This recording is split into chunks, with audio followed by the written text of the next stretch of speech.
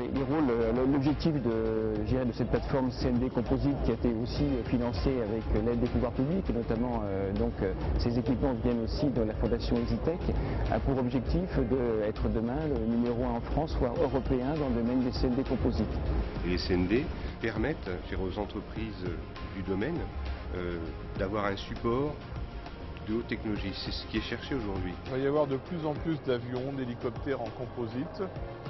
Et ça va être partout, donc il va y avoir des besoins accrus de contrôle des pièces en composite.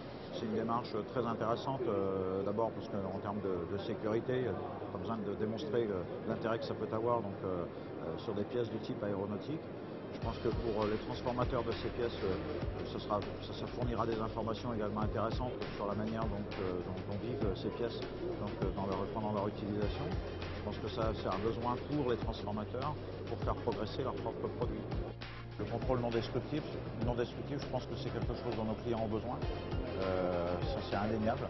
Le problème dans l'assemblage et le collage avec nos produits, c'est que pour contrôler, on est obligé de tirer sur des éprouvettes, de casser, et on casse les substrats en général, et on ne peut pas avoir un contrôle non destructif.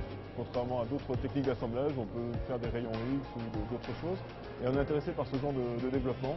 Alors, il y a des technologies ici qui sont mises en œuvre qui nous intéressent beaucoup. Ça fera des économies, donc sur les pièces de valeur ajoutée, c'est quand même intéressant de pouvoir les contrôler sans les détruire.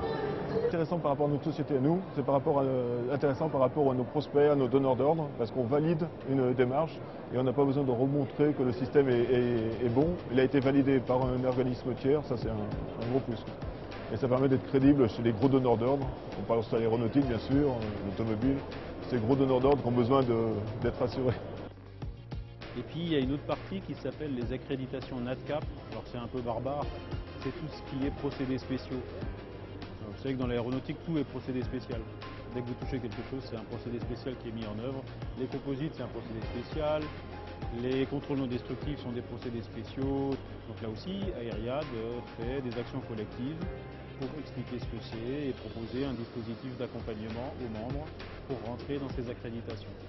On envisage d'avoir une structure EN 9100, des gens COSAC en 2 et 3, c'est déjà commencé, et puis de faire habiliter le truc PERI-NADCAP. Ah d'accord.